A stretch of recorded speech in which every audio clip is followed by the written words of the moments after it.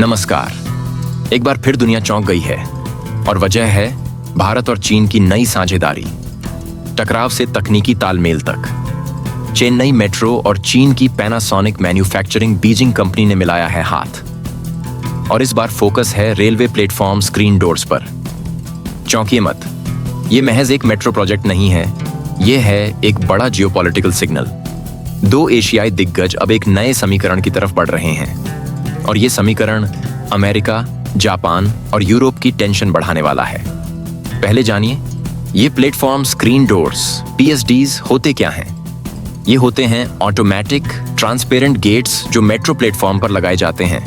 मकसद यात्रियों की सुरक्षा, भीड़ का कंट्रोल, ऐसी एफिशिएंसी और एक स्मार्ट हाईटेक ट्रांसपोर्ट सिस्टम।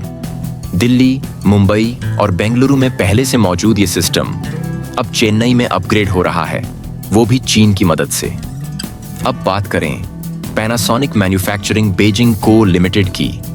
ये company smart transport, energy efficiency और AI इंटीग्रेटेड PSD टेक्नोलॉजी में माहिर है।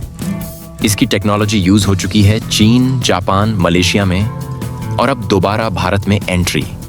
लेकिन वक्त बेहद अहम है।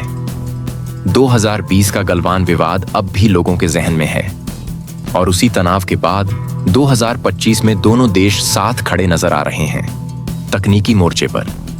और आंकड़े बताते हैं कि भले ही राजनीति में खटास हो, बिजनेस में चीन भारत का सबसे बड़ा ट्रेड पार्टनर बना हुआ है। अब बात इस डील की खास बातों की।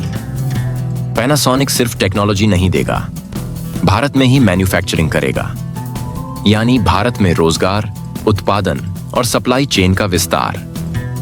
मेक इन इंडिया को मिलेगी नई रफ्तार।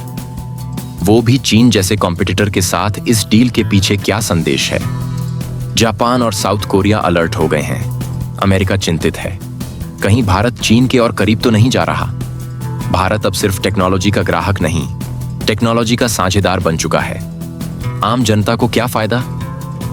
मेट्रो प्लेटफॉर्म होंगे ज्यादा सुरक्षित, मेट्रो का संचालन होगा स्मार्ट और समयबद्ध, गर्मियों में ऐसी एफिशिएंसी बढ़ेगी और भविष्य की ओर एक और स्मार्ट सिटी स्टेप। सवाल बड़ा है, क्या यह सिर्फ एक बिजनेस डील है या कोई दीर्घकालिक रणनीति?